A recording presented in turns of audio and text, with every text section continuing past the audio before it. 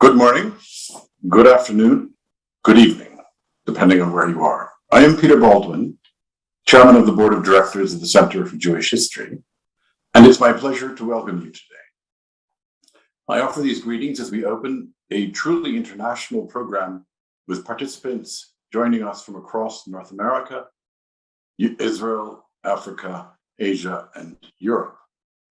On behalf of my colleagues at the Center for Jewish History and at jMUSE, I want to recognize Michelle Tochi and the David Berg Foundation, and Shelby White and the Leon Levy Foundation for making this program possible. Thank you, Michelle and Shelby, for your visionary philanthropy and friendship.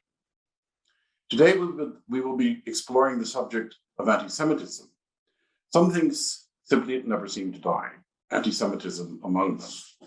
Countless have been the thoughts given to how to make this scourge disappear. Today, our focus will be on how institutions like the Center and its peers elsewhere can best join in the fight against anti-Semitism. As we work to activate archives, libraries, museums, and cultural institutions in the battle against anti-Semitism, we welcome to our virtual stage an unprecedented gathering of cultural leaders. We are truly honored to host the Librarian of Congress, the Archivist of the United States, museum and library directors from around the world, the presidents of Harvard and Princeton universities, historians, scholars, experts, and some of the leading thinkers of our day. As trusted public institutions with diverse audiences, how can archives, libraries, museums, and cultural institutions use their strengths to combat anti-Semitism and create lasting change? This is the critical question at the core of our program. Earlier today, many of you participated in the pre-symposium workshop we offered, featuring a conversation by the directors of the American Jewish Historical Society, the American Sephardi Federation, the Leo Baeck Institute, the Yeshiva University Museum, and the YIVO Institute for Jewish Research. These are the 5 partners of the Center for Jewish History. The workshop provided a glimpse into one of the world's largest and most important collections of Jewish historical material, and set out to provide resources and understanding for students, scholars, and practitioners as they explore the subject of anti-Semitism. Before we invite some of our distinguished speakers to the stage, I want to take this opportunity to introduce one of the great public Jewish historical and cultural institutions in the world. The Center for Jewish History exists to collect and preserve information about Jewish life through the ages and across the globe. We safeguard knowledge and ideas, art and culture, documents and traces of Jewish life of every conceivable kind. The Center ensures that future generations will know, understand, and value the unique place of the Jewish people in the world's history and civilization. It is our belief that access to the past opens doors to the future. We work to ensure that Jewish history speaks to today and tomorrow. The Center for Jewish History embodies a unique partnership of institutions of Jewish scholarship, history, and art. Together with our partners, the Center is the largest repository of the modern Jewish experience outside of Israel. We have over 100 million documents in our archive and over 500,000 volumes in our libraries. Through these collections, scholars and students from around the world join with lifelong learners, art enthusiasts, and genealogists to explore the richness, complexity, and magnitude of Jewish experience, Jewish achievement, and Jewish identity. I encourage you to learn more about the Center and to get involved in our important work. I want to thank you once again for joining us today. It is my hope that this symposium will spark ideas and conversation and help inspire strategies to confront and ultimately to combat anti-Semitism. I'm now pleased to introduce the organizer of this symposium, Michael Glickman. Michael has a long tenure with the Center for Jewish History, which he directed from 2005 to 2014. He's now founder and CEO of jMUSE, and we're delighted that Michael has returned to help us produce this important gathering. Please join me in welcoming Michael Glickman to the stage. Do ideas ever change history? That question was raised in a 2008 article that appeared in Magazine of History in reference to FDR's 1941 State of the Union address. The author noted that FDR shared a vision of justice and fairness that contrasted starkly with Hitler's totalitarian ideology, leading to 4 essential human freedoms that should apply everywhere in the world: freedom of speech and religion, and freedom from fear and want. FDR's 4 freedoms linked human rights at home to human rights abroad. At the time, those words inspired people, supported the fight against oppression, and motivated a generation of thinkers and doers to act. Today, we recognize anti-Semitism as an assault on human rights. In the 2010 book, History Lessons, historian Beth Wanger said that Jews proclaimed faith in America confidently and repeatedly, often as much in hope as with certitude, in part because one could point to the United States as lacking a history of Jewish persecution, and as a place that afforded Jews an unprecedented sense of security. But even here, and in our own time, anti-Semitism is changing what it means to be Jewish in this country. Rampant racism, hate speech, anti-immigrant and anti-refugee politicking, emboldened hate groups, and the risk of global discord demand of us new tactics and engagement. A heightened sense of urgency makes this the moment to address critical gaps in awareness and answer ignorance with education. The sight of enraged white supremacists marching through Charlottesville in 2017, bearing torches and chanting hate speech, was at once startling and familiar. It reminded us of the Nazi rise to power and the murderous brutality that followed. It reminded us of American lynch mobs. It called to mind this country's history of systemic, institutionalized racism, as it was meant to. The hatred of Jews that had long simmered in Europe was, for the first time in generations, on public view in America. After Charlottesville came Pittsburgh, Poway, Jersey City, and more recently, Washington, D.C. Nearly 8 decades after the end of World War II, Holocaust survivors have had to witness these events in the land of the free. When starting over after unimaginable devastation, many of these survivors had sought in America a country that gives to bigotry no sanction, to persecution no assistance, as George Washington wrote after visiting a synagogue in Newport, Rhode Island in 1790. We debate anti-Semitism on the left and on the right. But what we know is what unites the Jewish community in this moment is the hatred against us, fed by centuries of anti-Semitic thought, language, and violent action. Anti-Semitism is not new, and in this country, neither is its use as a form of domestic terrorism. However, in this time of increasing instability, along with weakening global norms, anti-Semitism is rising into new significance. Jews around the world are confronted with a resurgence of hatred, a crisis that has taken lives and damaged communities, and one that has the potential to change what it means to be Jewish. When brutal attacks take place on our streets, when intimidation flourishes across college campuses, when hate speech is disseminated with a single keystroke, when the questioning of Jewish loyalty by elected officials fosters distrust of the other, when a school administrator in Texas instructs teachers to, and I quote, make sure that if you have a book on the Holocaust, you also have one that offers opposing perspectives, close quote. What so-called opposing perspectives could an educator reference other than a lesson in Holocaust denial?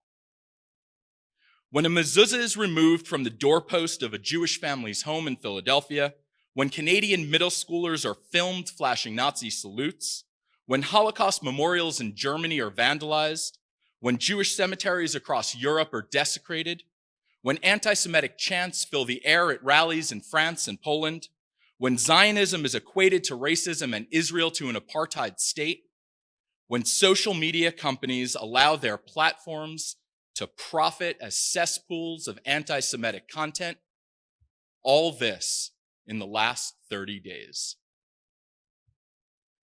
We have witnessed the cold-blooded murder of Jews at prayer, at school, at work, and at leisure, not just as a matter of historical record, but as a point of breaking news.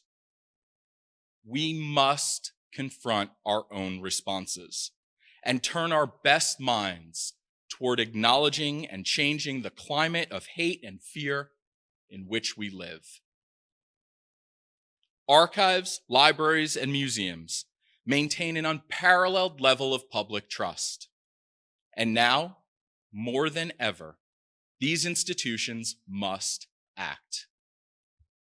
Those of us who have had the privilege of leading, supporting, advancing, and using archives, libraries, and museums, such as the Center for Jewish History, where I am today, recognize the impact of evidence, the power of truth-telling, and the persistence of ideas. And today, well, today is all about ideas.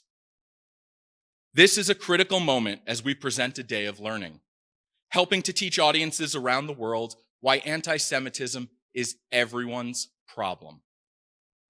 Our current moment demands bold response, speaking up, taking action, and educating people about the history of the Holocaust and the importance of learning from history.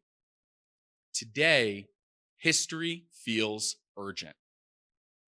As the organizer of the Confronting Antisemitism conference, it is my hope that our program will be a wide-ranging, insightful, and galvanizing set of conversations that will lead to strategy and action. We are very fortunate that so many leading thinkers from around the world are joining us on this virtual stage and helping us illuminate history and deepen understanding. Together, we will all have the opportunity to consider what archives, libraries, museums, and universities too are doing now and what they must be able to do in the future. The ways we meet this moment will be remembered. Our shared goal is to emerge better able to engage, educate, and inspire. Thank you for being with us. It is now my pleasure to introduce one of the world's great public intellectuals, Sir Simon Schama.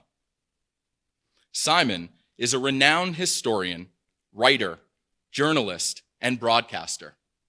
He also happens to be a professor of art history and history at Columbia University. Joining Simon on our virtual stage is a wonderful addition to our first session.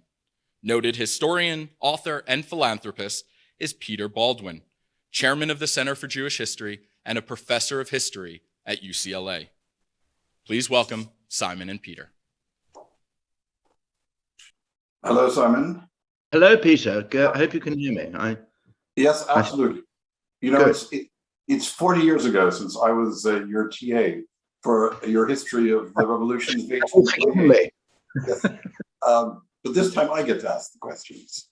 So listen, you know, you're here because you've written that wonderful 2-volume history of the Jews, and you've written about every other conceivable subject as well. So much of that, I'm sure, will show up in our conversation.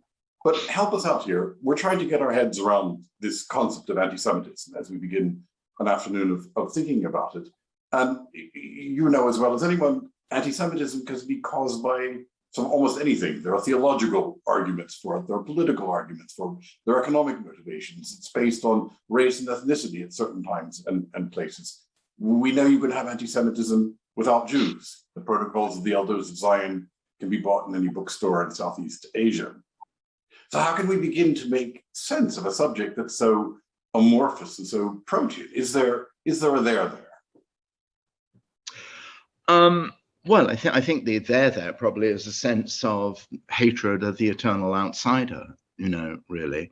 I mean, I think what's depressing about that is that you're absolutely right about the different strands which, get to weave into the kind of toxic fabric of anti-Semitism. But anti-Semitism, it seems to me a mistake. Let me step back a bit to actually divide the history of anti-Semitism into deicidal Judeophobia and modern ethnically toxic anti-Semitism of the kind that we obviously associate with the rise of the Nazis and so on, because actually what's extraordinary even about contemporary anti-Semitism now is that it draws on the sense that the Jews, are bloodsuckers, for example, something that, comes from the blood libel, comes from ancient, medieval, horrifying demonization. And each of these kind of themes, gets perpetually refreshed. That's the trouble. That's what we're really up against. I mean, sometimes I don't want to be, it would be the worst possible thing for your afternoon, really, to begin it with a counsel of despair. I'm not sure it's ever going to go away. Sometimes I think, okay, it's never going to get away, whatever we do. And the only thing we have to do is actually contain the damage, is protect people from its hideous consequences. The one thing which really is very distressing and sustains some of what Michael's excellent introduction had to say is that the virulence of anti-Semitism over the last 2 decades coincides with Holocaust education, doesn't it? I mean, that's the sort of magnitude of what we're up against. It's not simply as though Holocaust education was actually forgotten about or soft-pedaled. There seems to be a kind of parallel resurgence in anti-Semitism the more we try and educate people. So, the issue, again, sort of jump out of the important intellectual question you put, more practical education, is what is it that archives, libraries, and museums can do? I mean, obviously, they can do all kinds of things to the learned or those who want to learn. The question is what they can do to hideous stormer websites out there on the toxic web. So characteristically, Simon, you've put half a dozen issues here on the table. I'm hoping to sort of unpick them a bit as we move along. So let me press you a bit on one issue. You said that the sort of defining core of anti-Semitism is the hatred of despised outsiders, and obviously that's undeniable. But at the same time, modern anti-Semitism is sort of not about Jews being outsiders, but in sense of consummate insiders. The argument David Baddiel, Jews don't count. Jews are wealthy, well-educated, powerful, therefore they cap the oppressed, and therefore it's okay to attack them. If you step back a bit and look, Peter Pulzer's great book about the rise of political anti-Semitism, he effectively said that anti-Semitism was a kind of shorthand for modernity, and those who rejected modernity, by which he meant liberal bourgeois industrial democracy, used the Jews as a scapegoat who sort of stood in for something bigger, in the sort of same way that George Soros, becomes a whipping boy for anything that ethno-nationalists in Europe or the US don't like. So, if Jews are being used as a kind of cipher for something else, how is despised minorities and a hatred of them the core of this? Well, that's quite right. I mean, actually, it's Herzl who summed that up, actually, in the Judenstaat, whatever one thinks of that document, who said basically the story of the Jews is, who was the ultimate insider, wasn't it, before, he got religion, as it were, or not religion. He said the whole story is a lose-lose situation, because actually we're despised in the Russian shtetl, victims of the pogroms. On the other hand, we're suspected and hated when we're indistinguishable in our language and in our dress and in our economic and professional life, so that whichever way you go, actually you can't win. So your point really about the Jews being the kind of the scapegoat for sort of contemporary neurosis, really, about whatever form of modernization seems to be responsible for people's predicament. In the immediate case, as you rightly say, Sorosophobia is exactly the equivalent to, Drumon's hatred of Rothschilds and the secret conspiracy of the bankers and the covert underground of Jewish control of the world. That again isn't very, there is always going to be something actually for which the Jews can actually be selected as being responsible behind the curtain. So it is really, I mean, again, Herzl's view was that since it is a lose-lose situation, since you can't win, by looking like a Hasid in a shtetl, and you can't win by looking exactly the same as any other kind of lawyer, banker, or newspaper publisher, the primary issue is really how do you create a place where you can protect your own destiny. But I mean, you're absolutely right in that sense. Jews are sort of helpless vis-a-vis Jew haters because there's very little they can do, and one can come up with an argument for any conceivable reason. But if anti-Semitism is so shape-shifting, does it mean that when we look at anti-Semitism, it actually tells us more about the people who hate than the people who are hated? Oh, I'm sure it is, very often. I mean, I'm sure you as well as I have, been faced with the question, well, tell me, if it's so terrible, why is it that you Jews are hated in every single culture, in every single generation? To which the proper retort is, that's your problem, sunshine, not mine. Really, actually. So it does tell you much more about the kind of fear and neurosis, in particular in the late 19th century. You're so right to invoke Peter Potzer's wonderful book. The obsession with a kind of lost world of the village, of a pure, German Gemeinschaft of some sort, really, which city life was corrupting. But in our own generation, there's always going to be something else, the web or the cosmopolitan metropolis, which is responsible for the corruption of what, ironically is called Judeo-Christian civilization, or the Jews are coming to replace the ethnic white purity. There's always going to be something. You didn't want to start out with a sort of note of despair, and I think that, but let's sort of pursue effectively the logical consequence of what you're saying here. Is there any hope that anti-Semitism will ever disappear? Is prophesying the end of anti-Semitism sort of the way waiting for the Messiah, steady work in that sense? I'm not. Well, there is a prospect, actually. Sorry, everyone. But I think I'm not backing away from the what is to be done question. One thing, and again, I'm sort of shifting ground, Peter, so forgive me, but I've been thinking about this. And Michael is absolutely right, and you're right, and all of one's colleagues are right to not abandon. Why would one abandon Holocaust education and Holocaust memorials and programs in schools and so on? But I often feel that. I don't know if anybody else this afternoon feels the same way, but what actually gets quite short shrift is the long history of anti-Semitism, really, possibly going back to the Romans, certainly going back to the Christian Middle Ages. So there's no question, for example, when admirable educational programs about slavery, are instituted at schools, the long history of actually, atrocious discrimination and the transformation of a human life into an object of property, that always gets done. But very often, characteristically, in a Holocaust museum, there may be, you have a kind of 5-minute Dreyfus, if that, or a kind of 1-paragraph Dreyfus or something like that. Instead of actually, I mean, I'm bound to be saying this as someone with a stake in long Jewish history, but it strikes me, if it's actually possible to convey the sense that an appalling, sustained, a sustained issue of the demonization of a people and a religion goes back hundreds of years, centuries of years. I'm not saying the whole thing, 20 or 30% of any educational program or a museum should be devoted to that.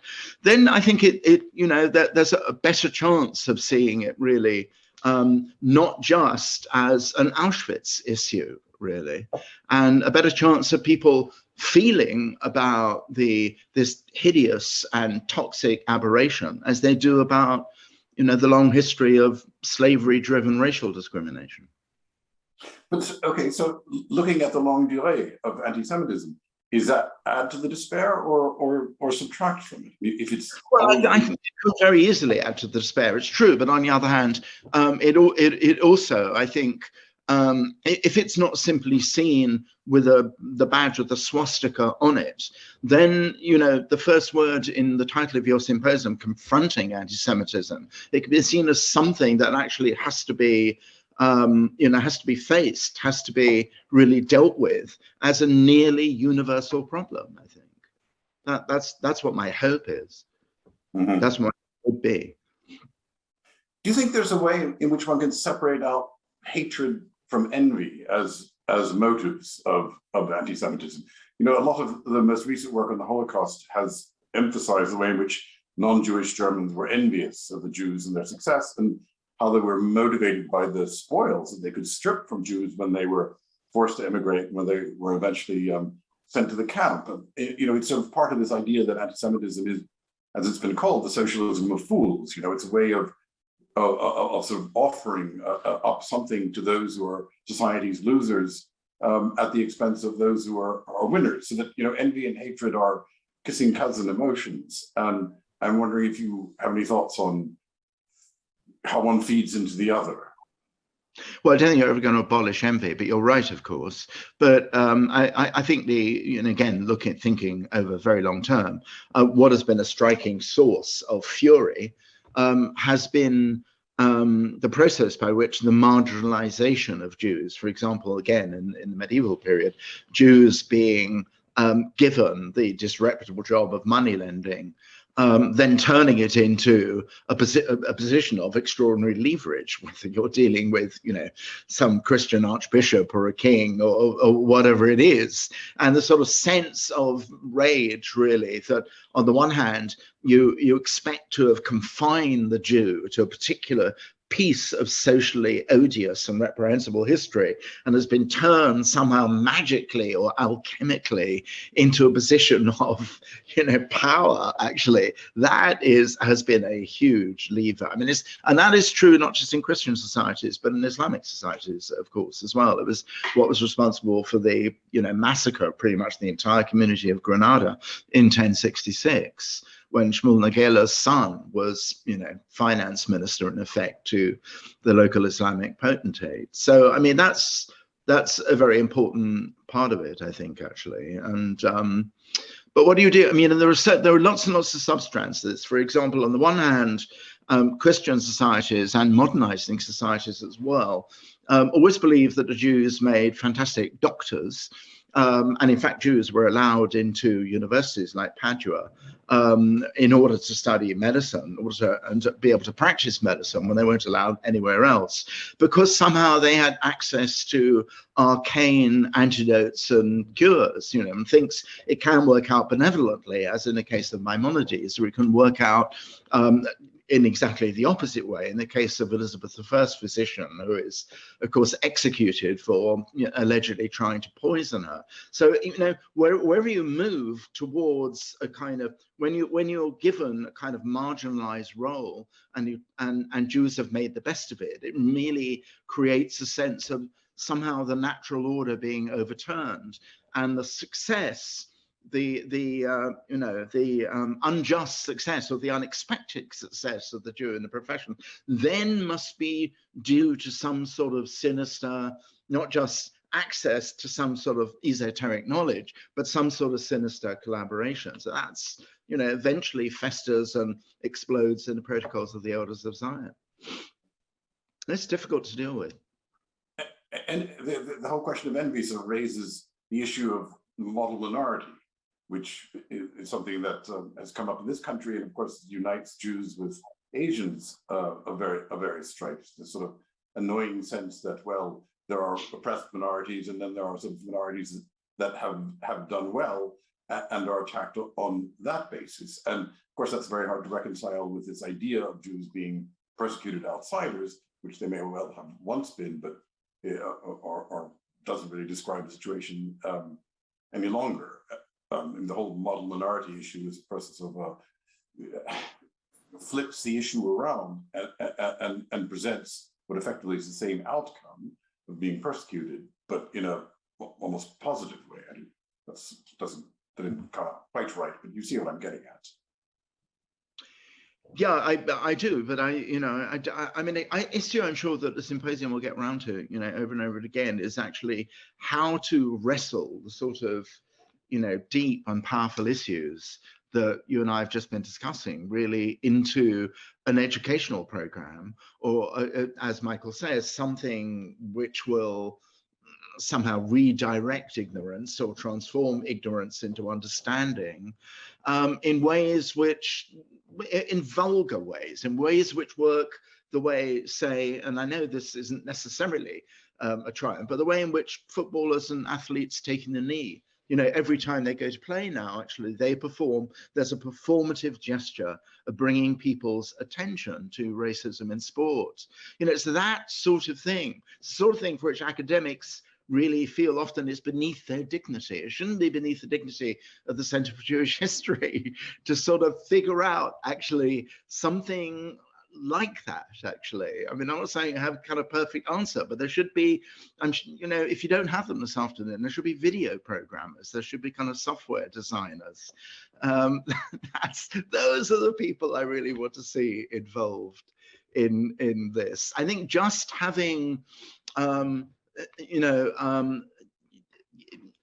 institutions of memory that deal just with the Shoah, actually. Of course, it's absolutely paramount to have those. And you've got all sorts of extraordinary people this afternoon who've been, Barbara, for example, who've done extraordinary work in doing that. But what we've learned over the last few decades, alas, is that that's just not quite enough. We're not kind of, we're not kind of reaching the credulous.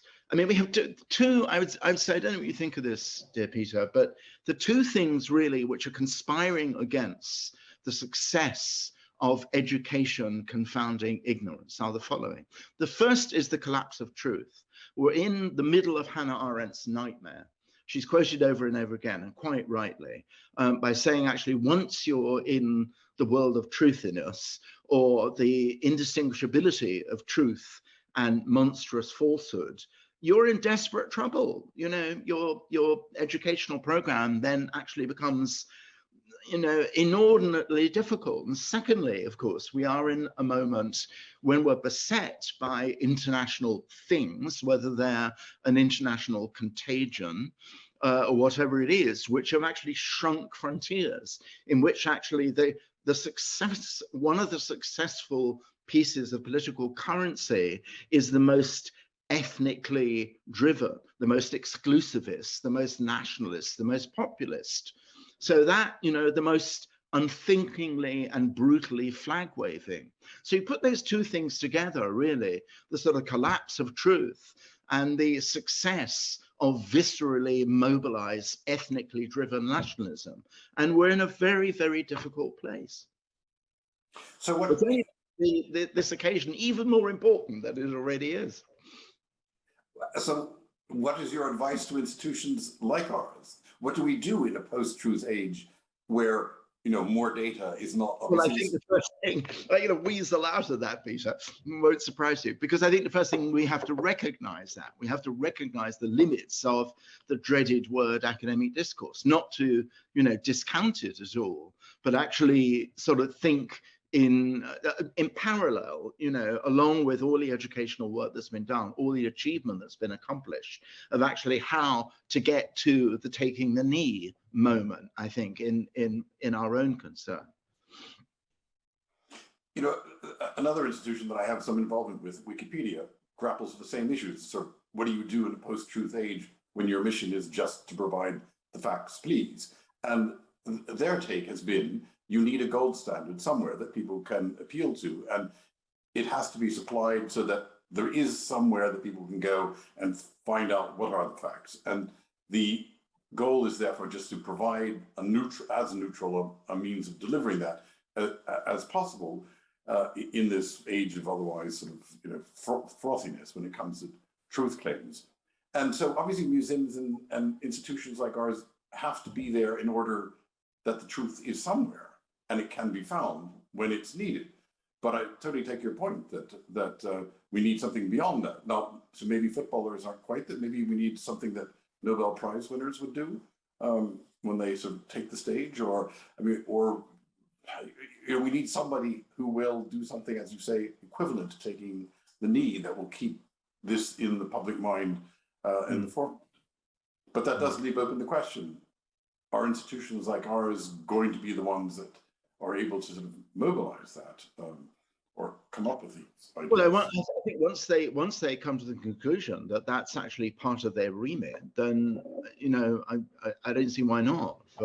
For instance, and of course, actually, the battle against Holocaust denial, of course, has been brilliantly and valiantly and persistently fought, really. So, that's the thing. But I think if the recession that were about really mass communication and anti-Semitism over the centuries, then that's, obviously movies and plays and music and the whole of the kind of febrile, seething, white hot cultural throb really is where somehow we need to. Schindler's List did it, however hated that may be by that was a moment which did it. The old television program Shoah did it. That sort of thing needs to be fitted out once more, I think, and for our own times. Yeah. I think there's something I've not discussed at all, though, actually, and probably it's too late to do it now. But obviously, the issue of anti-Zionism morphing into toxic anti-Semitism is, I said there were two things, and that should really have been the third. It's obviously going to be on everybody's mind, and it is really has become really an awful thing, because actually the sort of almost the romance of anti-Zionism on university campuses, if I could use romance in an absolutely appalling way, has again shaded into accusations that we're not allowed to criticize Israel, and the reason we're not is because Jews control the media, they control the universities, they're gagging us, and so on and so forth. And one thing actually which the distinction always needs to be made, which will be no news to anyone taking part in a symposium, is that it's the difference between actually attacking Israel's right to exist and being able to attack what any Israeli government does. Maybe you do too. I certainly attack very often what Israeli governments do non-stop. But there is a huge difference between that and actually questioning Israel's right to exist.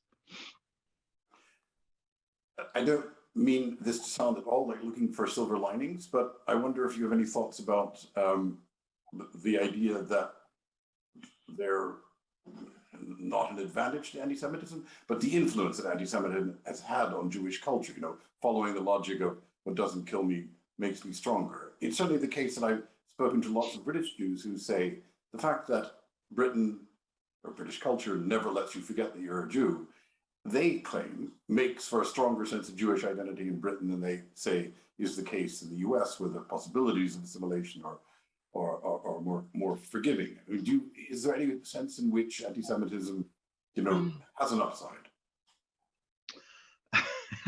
The upside of anti-Semitism that's one of your sessions. I think what has happened, but it's as a response to outbreaks of anti-Semitism, really. There was a terrible moment in a pro-Palestinian demonstration a couple of months ago, I think, or maybe you remember exactly when it was, Peter. I think I was in Britain, where a car drove into Finchley and Golders Green saying, rape Jewish women and daughters. It was absolutely horrific. And the response was not just intense revulsion among the larger community, but also it did kind of mobilize Jews who had felt themselves to be part-time or no-time Jews, really. So I think that, David Baddiel's book, Jews Don't Count, has been a huge bestseller.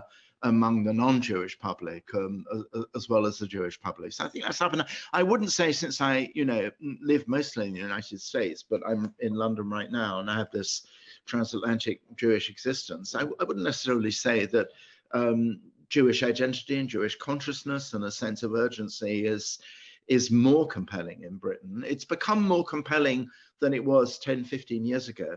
I'll tell you a story, since, I'm making a documentary series about art and politics between the last war and the late 1980s. And it's sort of embarrassingly mapped around odd chapters of my own life, not my idea. But I was actually in Southend just a few days ago. And the reason was because one of my very first memories, this is a seaside town on the Thames estuary for everybody. The reason was, I remember going in what must have been 1951. I think I was 6 years, no, maybe a little, yeah, I think it was 1951. I think I was 6, with my father to pick someone up from the railway station. And there were ghostly letters on the wall, PJ, and they'd been scrubbed out, but like a kind of obstinate phantom, they were still legible. And the 6-year-old Simon asked my dad, he wouldn't tell me. He was very bad at being shifty, but I kept on really pestering him for months, if not years. And eventually he told me they stood for Perish Judah. And my mother gave him hell for doing that. But it was an incredible jolt to me, because it was the first time I'd sort of felt really that if I had a sense of Southend and Leigh-on-Sea and Britain as a kind of unproblematic home, that home had turned out to be more provisional, more conditional. And I, of course, thought, as I expect you would, that it was a kind of leftover from the Mosley years in the 1930s, but it wasn't. It was actually, it had actually been painted in 1947. There was a great wave of violent attacks on Jewish property in 1947, from one end of England to the other, from Manchester and Liverpool down to the south coast, when the Irgun hanged 2 British sergeants in retribution for the execution of 2 Irgun. I can see Michael on the podium, which sort of suggests to me that I know Glickman. No, so when will this man? It's very nice to hear him talk. When is he going to shut up? Well, Simon, actually, I would be delighted if we were able to keep you the entire day. You are, as I'm sure Peter would attest to, you are among the most remarkable people that we have the opportunity to hear from. And so we are grateful to both you and to Peter for what I am certain has been the most enlightening and wonderful conversation so far. And I'm looking forward to hearing what everyone else has had to say. So I want to thank you, Simon. I want to thank you, Peter. This was an incredible dialogue, and I look forward to what's next. And we are going to move on to our next session.